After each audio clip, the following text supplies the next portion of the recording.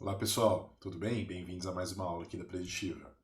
Essa última aula de gráficos que a gente vai ver, né? A gente passou por uma infinidade de gráficos aí, gráficos de barras, de linhas, box plot, histogramas, gráficos de dispersão, Pareto, enfim, tem muito gráfico interessante aí que complementa a nossa análise de dados, né? O último gráfico que a gente vai falar, pessoal, é o gráfico chamado gráfico de cascata, ou simplesmente waterfall. Vamos olhar aqui num exemplo. Funcionaria o seguinte: imagine que você tem uma situação com uma base de dados que cada linha é uma composição de números. O que significa uma composição? Né? Então, por exemplo, aqui a gente tem aqui uma tabela de um faturamento de determinada linha de negócio numa empresa. Então aqui você tem a receita líquida, que nada mais é do que o faturamento de vendas, né, daquele determinado mês, por exemplo, ou ano, e subtraído dos impostos, PIS, COFINS, ICMS, por exemplo. Tá? Então, essa receita é uma composição, né, de faturamento e PIS. E aí a gente tem outros custos fixos, custo de aquisição de cliente de Google Ads, custo de aquisição de clientes para Facebook Ads, as vendas, enfim. E aí você tem o lucro, que é basicamente a receita líquida, né? O lucro bruto, quando a gente fala, a receita líquida, e aí subtraído de todos os custos fixos, certo? Até, pessoal, a gente chegar depois do lucro bruto, descontar o imposto de renda nessa empresa, né? No caso aqui faz de conta que é 17% do lucro bruto, e aí a gente tem o lucro líquido, que no caso aqui deu 99.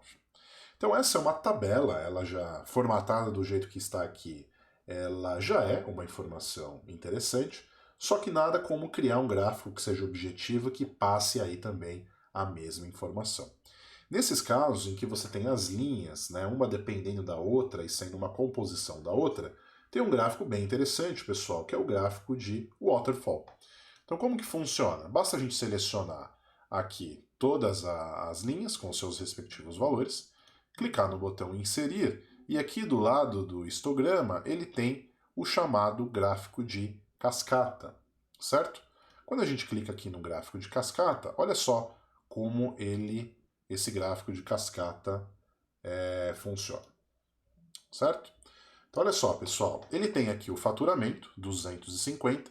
Então olha só aqui a legenda do gráfico. A parte em azul significam aumentos, a parte em laranja significam diminuições.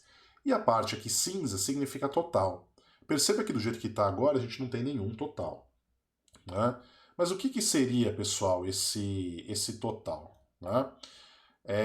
Olha, quando a gente olha aqui a receita líquida, ela é uma composição, como a gente falou, do faturamento e dos outros impostos. A gente pode dizer, pessoal, que essa receita líquida é digamos, um subtotal da sequência aí de operações financeiras que são feitas aqui nessa demonstração aqui de resultado. Né? Então, para o Excel e para esse gráfico de cascata, essa receita líquida, ou seja, essa barrinha aqui, receita líquida, deveria ser um total. Então, olha só, para esse gráfico ficar ainda mais interessante, porque do jeito que está aqui, ele não está mostrando aquilo que a gente queria, né? Porque eu quero saber, no eixo Y, o quanto que está sobrando do faturamento, né?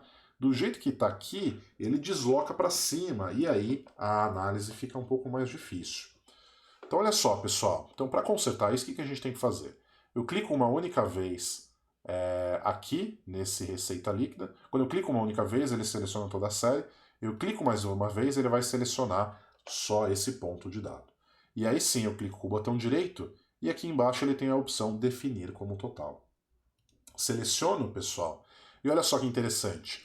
Agora sim, a receita líquida ela vai para a mesma escala do eixo Y, e aí sim eu consigo ter uma ideia de o quanto que o faturamento está sendo afetado pelo PIS/COFINS. E aí sim, ó, ele pinta em cinza, porque é um total, como está mostrando aqui na legenda. E aí, pessoal, na mesma linha, quais são os outros totais? O lucro bruto e depois o lucro líquido. Vou clicar aqui, clico mais uma vez, com o botão direito, definir como total. Então, olha só como vai criando forma o nosso gráfico de waterfall. E aí, por fim, clico uma vez, clico mais uma, depois com o direito e definir como total. certo? Olha só, pessoal, pronto. Temos o nosso gráfico de waterfall já totalmente formatado. Claro, poderia colocar um título lá no gráfico, enfim, todas as formatações habituais de gráficos que vocês já viram. Mas olhem, vamos interpretar o gráfico de waterfall. Tá? De um faturamento, né, que foi de 250, a gente teve várias diminuições. PIS/COFINS, custos, Google. Batendo o olho, pessoal, qual é o maior custo, né, que impacta esse lucro líquido? Batendo o olho é a barrinha maior, né? É a barrinha aqui em relação ao Google Ads. Então, aparentemente, essa empresa gasta 37 mil reais de Google Ads nesse exercício. Né? E aí, o menor custo é o custo de vendas, que representou só 12.520, certo? Até a gente chegar com um lucro líquido, poderia até pintar com uma outra cor aqui o lucro líquido, né? Eu vou aqui em formatar, vamos pintar aqui de verde, por exemplo. Olha só. Como o lucro foi positivo, tá aí, né? Lucro líquido calculado.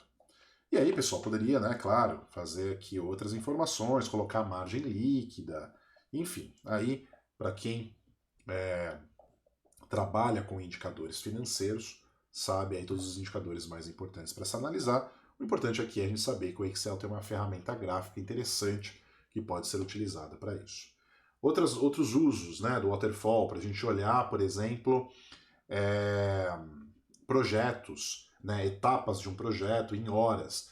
Então, essa etapa tem uma quantidade de horas X, essa outra Y, essa outra Z, que aí faz com que no total o projeto tenha, sei lá, 100 horas.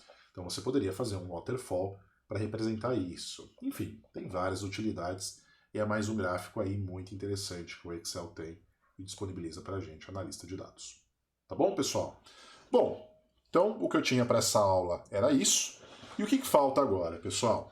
Para terminar essa parte de gráficos estáticos, a gente precisa ter uma forma mais interessante de escolher o gráfico, né? Claro que, à medida que vocês forem ganhando experiência na análise dos dados, os gráficos mais comuns, né, vão ser aí muito simples de serem escolhidos. Para que vocês cheguem lá, na próxima aula a gente vai dar uma dica de um framework muito simples que a gente escolhe o gráfico de acordo com a nossa situação, com o tipo de variável, tá? Então é uma forma interessante também para a gente ver como escolher os gráficos, certo? Então, nos vemos na próxima aula. Um abraço, até lá.